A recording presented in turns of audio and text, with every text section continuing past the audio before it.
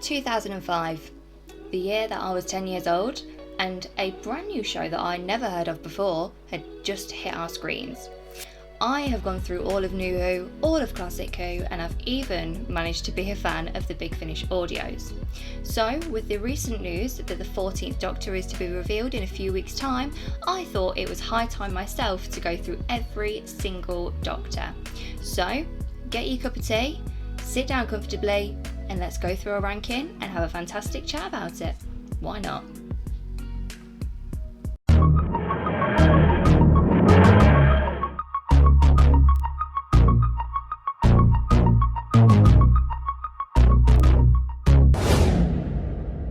Hello YouTube, hello internet, how are you doing? I hope you're doing really well. If you have not been to my channel before or seen me before, then hello, welcome. My name is Shah, Geek Rambles. If you didn't know, apologies for the light box, I still haven't changed it. That just proves how long it has been. If you haven't seen me before, and if you haven't subscribed before, then please make sure you do. It'll be right here, somewhere down here, I'm sure. So it'd be lovely to have you as one of us, so we can chat all things geeky, from Star Wars to Marvel to Doctor Who. I do mainly Doctor Who because I just find that there's a lot more to talk about in this one. Anyway, without further ado, this is a new one for me. I don't usually rank Doctors, I don't think I've ever done it before, and I've got a feeling that there's going to be some of you that are going to click off as soon as I start talking about a Doctor that you love, because even my own ranking, it even confused me. And I was surprised actually at how certain people have been ranked.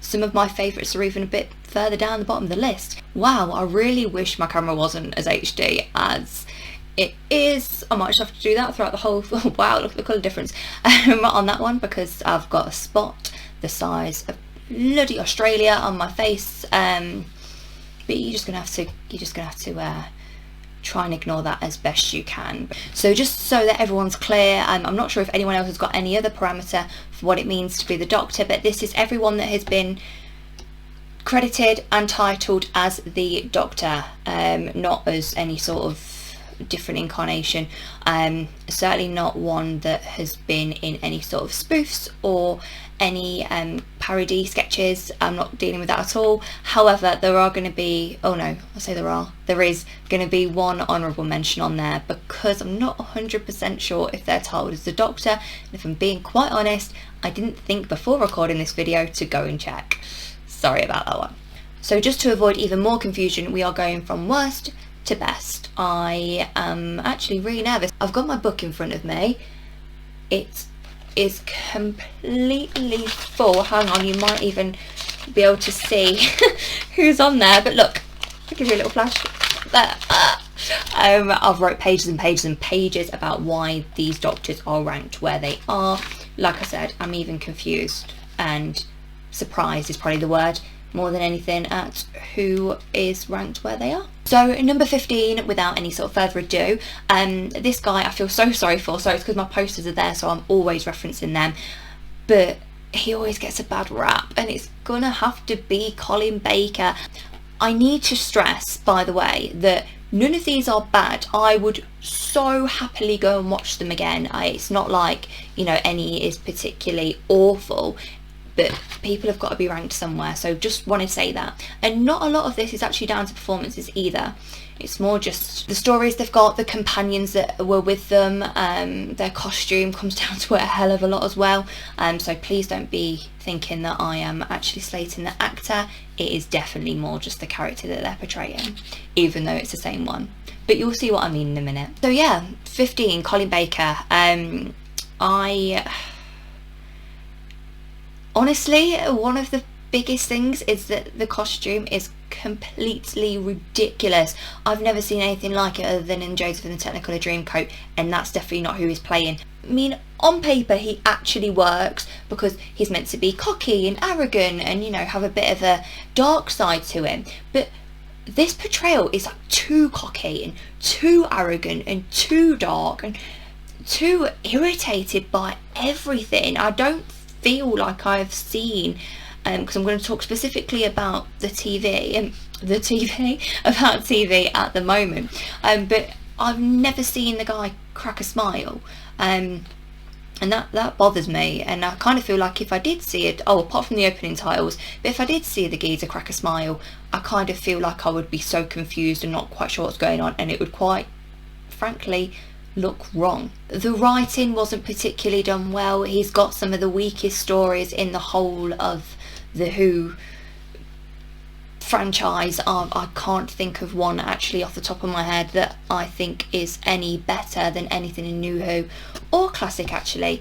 Like I said, this is nothing to do with Colin Baker's performance, and from what I've seen of him, of interviews, in interviews should I say, and when people have met him, he's been nothing but courteous and kind and gentle, and I'm sure that he is the loveliest guy on the planet, but he just is not the Doctor that I like personally with his tenure and with his run. I don't particularly like the way that he treated his companions. I mean, I think he tried to strangle Perry within the first few minutes of him being the Doctor, and that just really doesn't sit well with me whatsoever. I mean, you can have crazy regeneration energy, my God, we've seen it in spades with every single incarnation, but I've never seen one that comes out in anger, and that wasn't a clever thing either to put in to say, oh, look at how mad he can get. No, that doesn't really work for me. So yeah, just everything that I'm thinking just isn't great. He just seems to treat companions like they're nothing better than the stuff that's on the bottom of his shoe. And he just is, like I said, everyone's fine, everyone's functional, but he is the least doctorish Doctor to me, which is sad because his Big Finish audios are excellent. Okay, so the next one I feel like I'm going to have to spend a little bit of time explaining. In fact, I'm going to have to do that with quite a few because there's going to be some on here that you are not going to like where I've ranked them. Like I said myself, I'm even confused as to why, and surprised as to why I've ranked certain Doctors where they are, but yeah. So the next one is the late, great John Hurt. Like I said, I feel like a lot of people are going to be a bit miffed with me on this one, and it's not, again, I don't dislike him, he's not bad, no one on this list is bad, there's something something doesn't ring 100% when it comes to him, and it's like I say, it's nothing to do with his performance, it's just characterization. Yes, while his character as being a warrior, as being the War Doctor, like, it makes sense, I understand that, but it doesn't at the same time, because I don't see why, Christopher Eccleston or Paul McGann couldn't do it.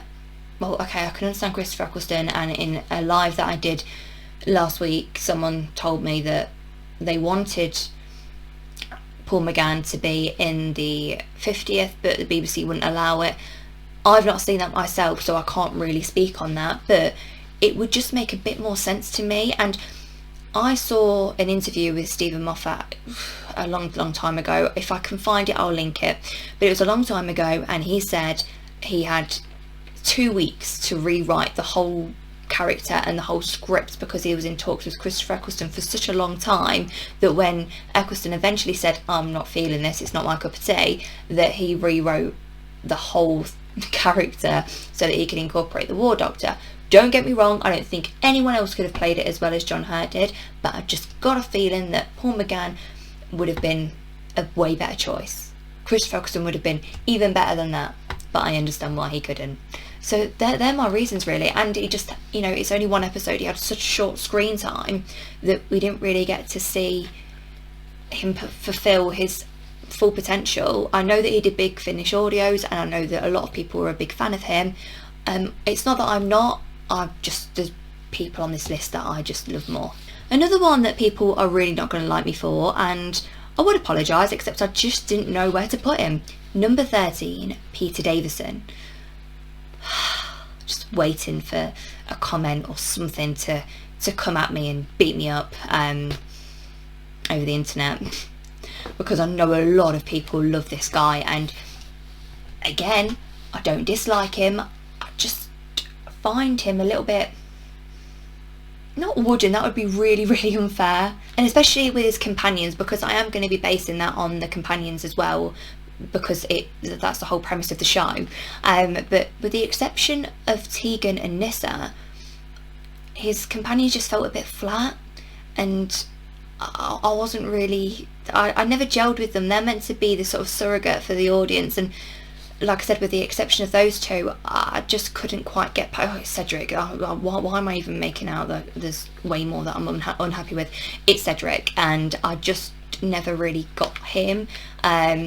I never really got his chemistry with the Doctor either. Davison has plenty of chemistry with everyone on screen apart from him, so yeah, that's one of my reasons. Another thing that I love about a Doctor, and what makes me, you know, really feel that they are the Doctor to me, is that if I imagine they came up to me on the street and said, "Shah, I'm an alien from Gallifrey," that's it.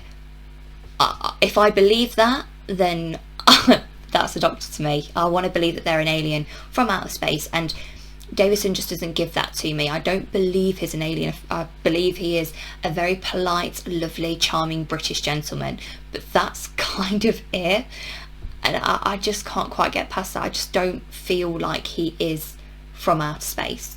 He's great, but he's just, and I know he's a lot of people's Doctor, I understand that. I did a recent tweet and said, you know, tell me about when you fell in love with the show. What episode was it, or what Doctor, or what was it that you first saw? And a lot of people are saying the Fifth Doctor, and that's great, that's fine. I just personally don't feel it. The only exception that I will make is because I absolutely adore Spare Parts. It is my favourite ever audio story, and I can't get enough of it, and I listened to it back to back, and it was terrifying. And you know, Peter Davison was wonderful and played the Fifth Doctor so well in it, and I believed him in that story more than I did in any of the televised episodes. So that's where he's placed.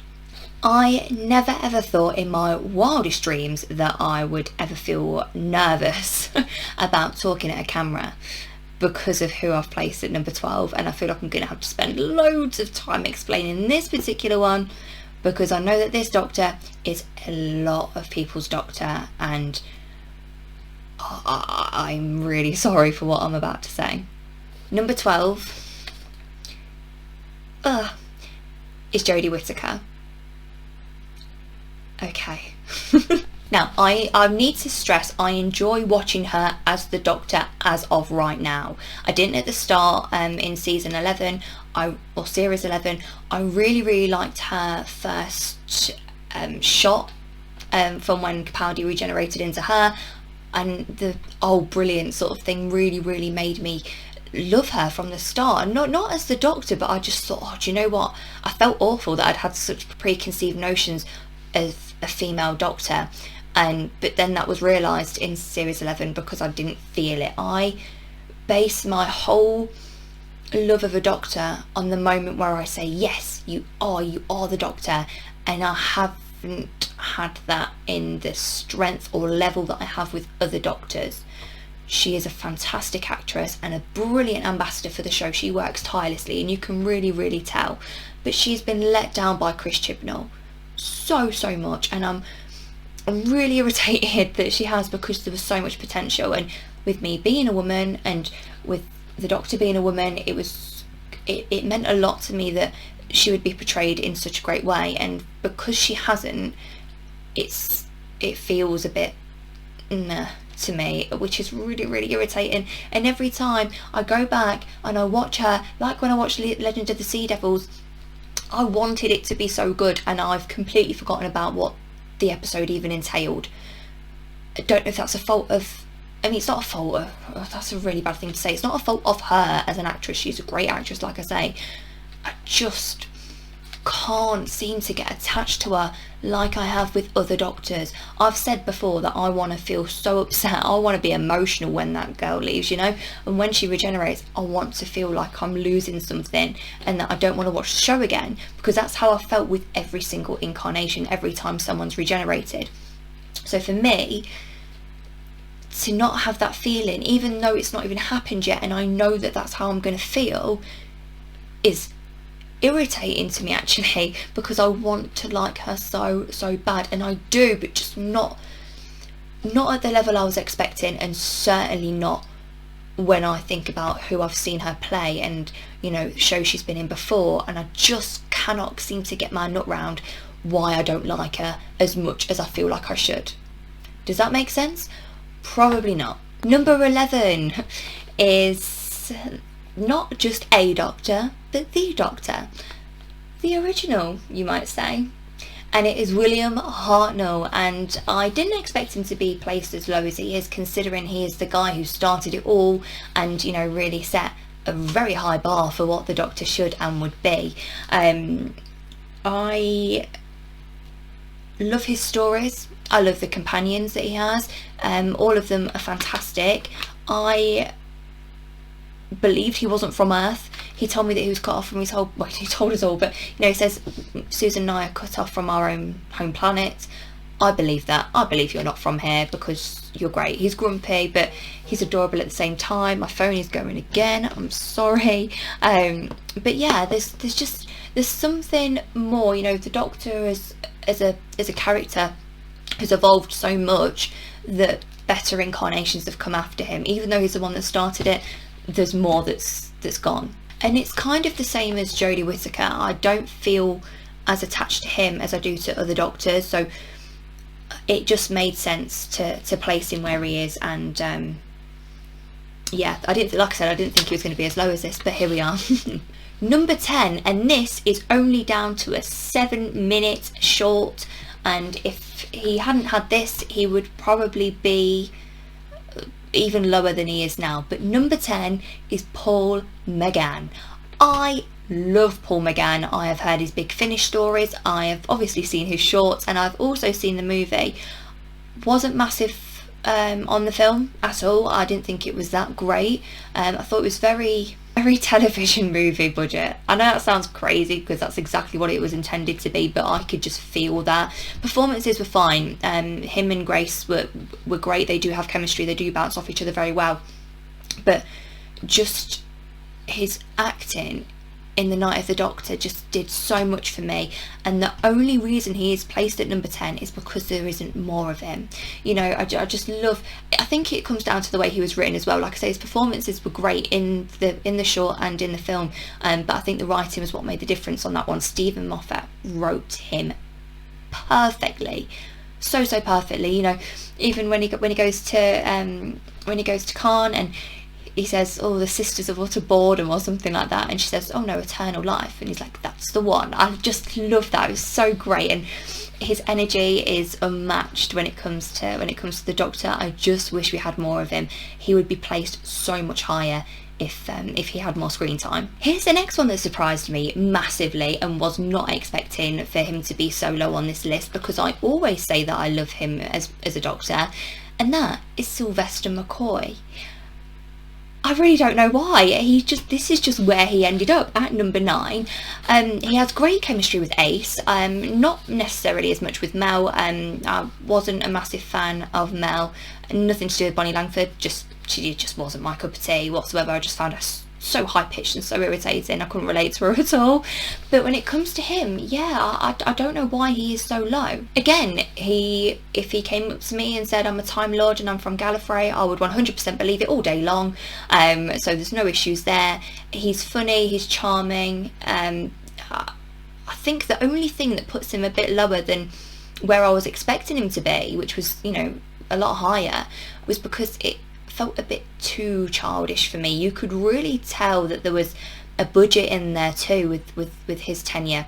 I mean, there was a reason it went on hiatus for so long, I suppose, but yeah, I didn't expect him to be at this, but that's where he is. I can't really explain more than that, purely because I haven't got the reasoning to. It's just where he ended up, I'm afraid, and that's a shame, because I absolutely adore Sylvester McCoy, and you know what I would do to meet him? Anything. Love him. Okay, so for once, here's one that I'm actually not that surprised about. At number 8 is Christopher Eccleston. Now, he is the Doctor that I was introduced to. I was 10 years old and I loved him from the start and became obsessed with him as a Doctor. I honestly did. He has great chemistry with everyone involved. You would never know that there was tension going on behind the scenes with him, because his performances are just out of this world, pun absolutely intended. And I just think his stories are fantastic. I wish he was on some other planet. It was always Earth or some sort of space station. So I wish we managed to get to see more of where he would go in the TARDIS. You know, we have this TARDIS that can go anywhere in time and space, and we went nowhere except Earth and to a space station. That is an annoyance for me. But he gave me so many highlights as well, things that I'll remember forever. You know, the everybody lives moment was so joyous and so happy, and just, I mean, it's been done a lot of times now where everyone seems to live, but at that moment it had never happened before. I wish we had more, and I suppose the reason why he's down here is because I'm still that little bit mardy that he wasn't in the 50th anniversary. Come back, Chris, we miss you. Number 7 also was not that surprised at where this particular Doctor landed, because we have not seen enough of them once again, and that is Jo Martin. I go off when it comes to Jo Martin. Everyone who has spoke to me ever, or if you've ever seen any of my videos before, you know how much I love Jo Martin. She commands such presence on screen, and it's an awful thing to say, but it's the truth in my opinion anyway. She steamrolls all over Jodie Whittaker as the Doctor. In 15 minutes that she was on screen, I believe that she was the Doctor more than I believe that Whittaker's portrayal was in 2 years. And if that doesn't tell me that that is not a great performance from a great actress who has a wonderfully written part, where was that part for Jodie? Then I don't know what to say, because she's fantastic. Every time she's on screen, I'm like, yeah, you are the Doctor. I believe it. I believe she's an alien. I love the darkness within her. I love how she just does not care about anything. She doesn't mince her words. I love how she's no nonsense. She's just great. She's a great incarnation. It is a shame that she has been made the Doctor as a plot point for a ridiculous retcon, but I'm so overjoyed that she joined the Whoniverse, if you like, as one of the Doctors, and that she will be, in my mind, a Doctor always. If it turns out that she is the 14th Doctor, I will be over the moon. You do not understand. It would be the best day. Oh God, I just love her. Yeah, the only reason that she's further down is because we've not seen enough of her. I need more. I need more Jo Martin in my life. Number 6 is Jon Pertwee, another one where I'm not actually surprised that he's so far down on well, he's not that far down actually, he's in the top 6, but I'm not that surprised that he is at number 6. I do like Pertwee. I love his stories. He's so suave and sexy and has that great voice that just commands your attention, and I love that. I would happily watch him over and over and over again. He had brilliant companions and great chemistry with absolutely everyone on screen. His relationship with the Brigadier was excellent. I love the whole kung fu thing, and I know that they were going for like a James Bond sort of vibe with him, which he absolutely has, and particularly, more than anything actually, I adore his relationship with Roger Delgado. There's not one time when I don't enjoy seeing Jon Pertwee on screen. The only reason he is at number 6, he could be so much higher. I would love to see him not earthbound. I'd love to see him travelling off, flying through the stars. I feel like he would give just as everything if he was able to. I know it was down to budget restraints, and yes, the Whomobile was great, but I just would love to have seen him be off Earth. That would have been great. Number 5, and yet another that I am gonna have to spend my time explaining, David Tennant. I have not made it a secret actually that I don't seem to enjoy David Tennant's Doctor as much as other people do. I know that he and Smith are the fangirl favourites, and when David Tennant was the Doctor at the time, I adored him. I was absolutely mortified, gutted and depressed when he regenerated into Smith. I couldn't stand Smith at the start, and I didn't know if I was even going to watch the show any longer because I loved Tennant's portrayal so much. Don't get me wrong, he is a great Doctor and he gives me every trait that I would want in a Doctor. Can't argue with that. However, I don't particularly like romantic relationships between the Doctor and companion. I never have, and that's the first incarnation that's done it, apart from Paul McGann's. But I'm going to go off New Who that I've seen, and think about the time that I saw it as well. Don't like that. I don't like the sort of Time Lord Victorious. I know it was meant to be a fatal flaw. I know that was intended, but I still didn't like it. Loved his companions, adored him and Donna together, but they made him like this sort of geezer who was able to make girls fall at his feet, and you know, with Martha, and I mean, she was so unjustly done, and then you know, there's the whole thing with like I say, the romantic element in that, and I just don't I just don't like that. I really don't. So it's not my cup of tea. Also, a reason why he's at number 5 is because of the sort of god complex that he had. Every time it was like, I'm the oncoming storm. Like, oh, all right, fine, whatever. I've had enough of that. And that's just one of those things that really grated on me. But otherwise, great stories, fantastic run, the most memorable and loved companions that I could even think of or dare to dream that he would have. Yeah, adore him, but he's just not quite there. But if he came to me on the street and told me that he was from Gallifrey, like he likes to tell everyone, I wouldn't believe it. There's too much of a human element to him. Does that make sense? You know, yeah, he does comedic elements really well. He does the darkness really well. He gives emotional performances. But I don't, like I've said before, if I don't believe that they're an alien, it doesn't happen for me. The only thing that I can say that I 100% adored about him, though, is that we know when he comes out of the TARDIS on the Sycorax ship and he's like, I'm the Doctor. I'm like, yeah, you absolutely are. Felt it from the moment that he stepped out of those doors. Number 4, who is one of my favourite all-time Doctors, especially from Classic, and that is Patrick Troughton. Oh, he's just so fun, and it's like the crazy uncle that you just love to have. I actually have one of those, but he's just such a great Doctor. He was tasked with an almost impossible, assignment, but completely understood the assignment and managed to make Doctor Who even bigger than it was before, and I just love him so much. The only shame is that I don't get to see enough of him because a lot of his stories have been lost. Oh, but I just love him.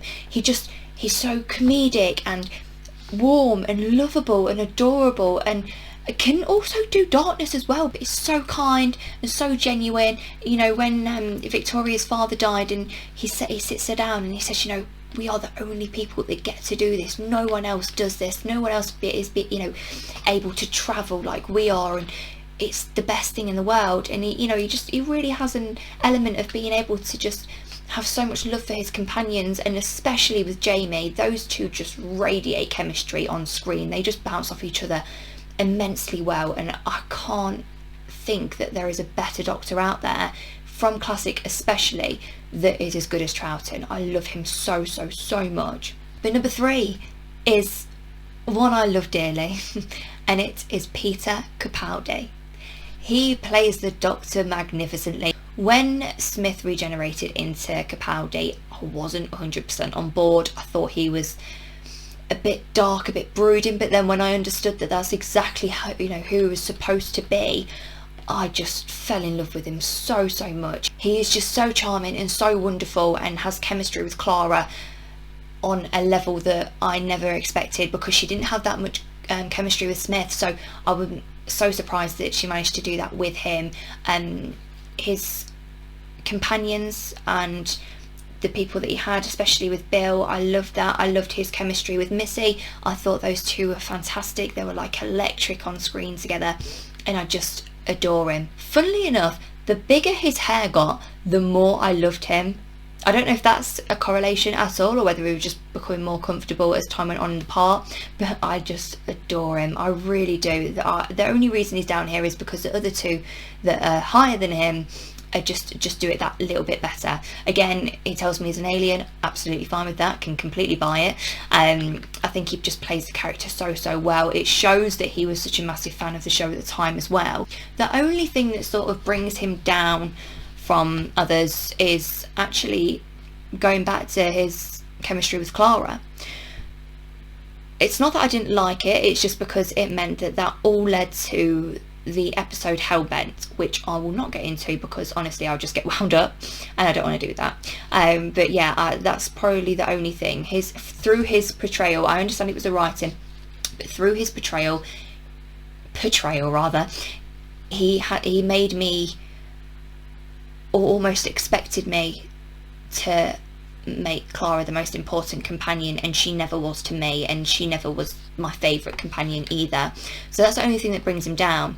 But then you see his chemistry with River, and Oh, the Husbands of River song, honestly, when I first initially watched that episode, I thought it was going to be a really, really rubbish Christmassy episode. As much as I love Alex Kingston, I mean, she just radiates everything that I want. She's even to the point where I cannot stand romantic relationships with the Doctor, and she's the only person I give a pass to. So what does that tell you? But that moment they had and shared together was so sweet and so wonderful. I think I even welled up the first time I watched it. Great episode. He is wonderful. He's got some great stories. He is the only one as well, correct me if I'm wrong, if I am, I'm really, really sorry, that has a whole episode dedicated to him on his own, just with a monologue. Amazing. Fantastic actor, fantastic Doctor, and if it wasn't for the other two that I've got up for number 2 and number 1, he would be there. Oh, love him so much.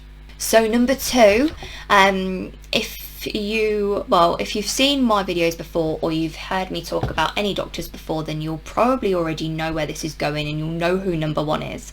But number 2 is Tom Baker.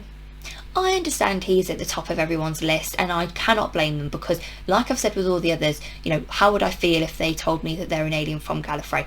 Oh my god, Tom Baker tells me that he's an alien from Gallifrey, and I believe that more than any other Doctor. I believe it. He is wonderful. He exudes charisma on screen. He commands presence. He is so fun as well at the same time. He's very jokey. He's very alien. His companions are wonderful. His run with Sarah Jane Smith. Oh, beautiful. I absolutely adore him, and I cannot think of anyone that would play that role better other than my number 1 pick. But he is wonderful, and to know that he still, even now, will say things like, I didn't have to read the script as the Doctor, I just read it as Tom, and he said that it was never acting to him. You can kind of tell, because it's just like he seems to get the Doctor. He is the Doctor for a lot of people, for me. And if I was to have a classic that would say he's my Doctor, that'd probably be it. I love Troughton and I love McCoy very, very much, but Tom Baker just holds a special place in my heart. He really, really does. I think he's the longest serving Doctor as well, and it's 7 years. I think that is a stretch a little bit too long, and you can tell towards the end that not that he's getting tired of the part, but that he's kind of gone as far as he can go. And with that, I can't fault him at all. He's wonderful, and yeah, I can understand why he's at the top, but he's just not mine, because if you know number 2, then you know number 1. But before I do get to my number 1 pick, I've got to give an honourable mention to this guy. David Bradley, to me, is one of the excellent actors. I genuinely think that he played William Hartnell as the first Doctor so well. He gives me everything on screen that I'll ever need, and I honestly think that if I was to put him in my ranking and to include him in the William Hartnell rank, it would make him so much higher. So I thought, just as a little bit of a courtesy, I would give him his very own ranking and honourable mention. Okay, so number 1, and if you've been keeping track, then you'll know exactly who it is. And I just couldn't love a Doctor more than I love him. Matt Smith. Again, if he tells me he is an alien, I believe he's an alien. He is everything that I want in a Time Lord. In fact, you know what? I didn't even write any notes on him. All it said is, just go off on Matt Smith. Tell me how you feel. So I'm putting this away just to say about how much I love him would be an understatement. I think he's wonderful. He really exudes that sort of childlike wonder, but he's a 2,000-year-old man as well. He is the classic of a young man, or should I say an old man, sorry, in a younger man's body. He just gives me that, just the way that he talks. He sits there reading advanced quantum physics. I think Clara once says, you're my boyfriend for a Christmas dinner, and he goes, oh, ding dong, well, I'm a bit rusty, but I will glance at a manual. And it's just those kind of moments that I love. He has chemistry with everyone on screen. He had chemistry with Clara. I'm not going to say that he didn't. What I will say, however, is that he had way more chemistry when it came to Amy and Rory, and I loved their trio dynamic. It really, really meant a lot to me, just to see how his relationships do go with people, and I thought he was wonderful. When he regenerated, when Tennant regenerated into him, I was absolutely gutted. I did not understand how this guy was ever going to make it in terms of being a Doctor that I was going to enjoy watching. And my God, I love being proved wrong. I really, really do. He's wonderful. He means so much to me. He is the one that I go back and watch the most because his performance is just brilliant. The writing's incredible. There's not one episode that I think is overrated or underrated because he just gives me everything, every single episode that he's in, everything I see. I just love. I don't know what it is. He's like a magnet for me. I just can't turn my head away when I'm watching him on screen. He commands that presence that I just adore. I honestly cannot think of a better Doctor that I am more in tune with, that I enjoy watching, and that just gives me everything that I need from a Doctor. He gives me the comedic elements, he gives me the darkness, he gives me the anger, and I think that's wonderful. I suppose the only downside to that anger is that he shouted at Amy in the second episode about humans being awful, and that's probably the only thing where I've ever been like, but even that wasn't bad. I didn't think it was awful. I just thought it was a little bit too ill-timed. But other than that, there's nothing that I can comment where I think that Smith has been awful, honestly. So he is my number one. But it is not just about me, it's also about you. Who are your picks? Is my list completely wrong? Probably, because even I was shocked at who was in certain places. So just let me know in the comments. Give this a like and a subscribe, please. I would love that. It just supports everything so much. My algorithm is so off at the moment because I was away for so long, so that really, really helped me. It takes you a second, it's free, and I'll love you forever. I honestly will. But until next time, have a wonderful evening, have a great time whenever you actually end up watching this, and I will see you very, very soon.